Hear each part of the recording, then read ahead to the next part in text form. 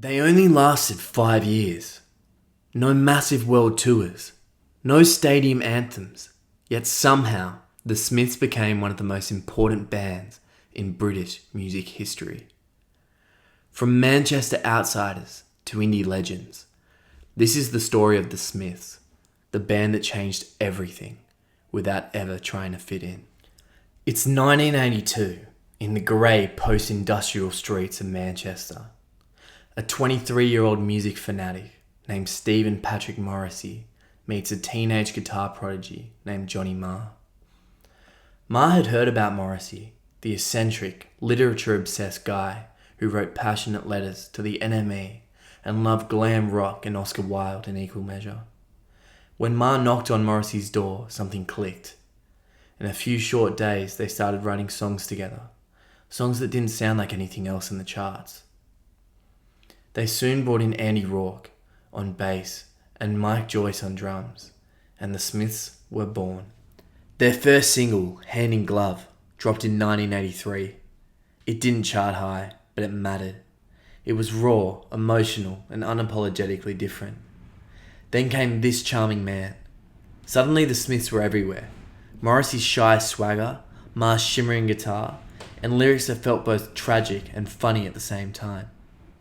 By 1984, their debut album, The Smiths, was out, and a new kind of hero had arrived. The kind that made it okay to be weird, thoughtful, and different. The band's next albums, Meat is Murder in 1985 and The Queen is Dead in 1986, turned them into icons. Morrissey's lyrics attacked politics, cruelty, and British hypocrisy, while Marr's guitar work redefined what indie rock could sound like.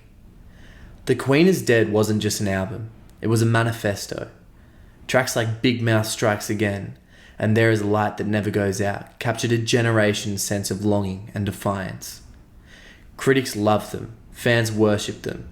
The Smiths were now the most important indie band in Britain. But behind the scenes, things were falling apart. Creative tensions between Morrissey and Marr grew worse. Morrissey wanted more control. Marr wanted to evolve the sound. And by 1987, Marr had enough. He left. The band's final album, Strange Ways, Here We Come, was released after the breakup. A bittersweet farewell to one of the greatest bands of the era. Even though the Smiths were gone, their influence never disappeared. They inspired Oasis, Blur, the Stone Roses, and even Radiohead. They shaped what we now call indie music. Morrissey's words and Marr's melodies gave a voice to outsiders, to anyone who felt different, misunderstood, or lonely. And decades later, their songs still matter, because no one else quite captured heartbreak, hope, and the British life the way the Smiths did. They never sold millions, they never reunited, but the Smiths didn't need to. They proved that music doesn't have to be mainstream to change the world.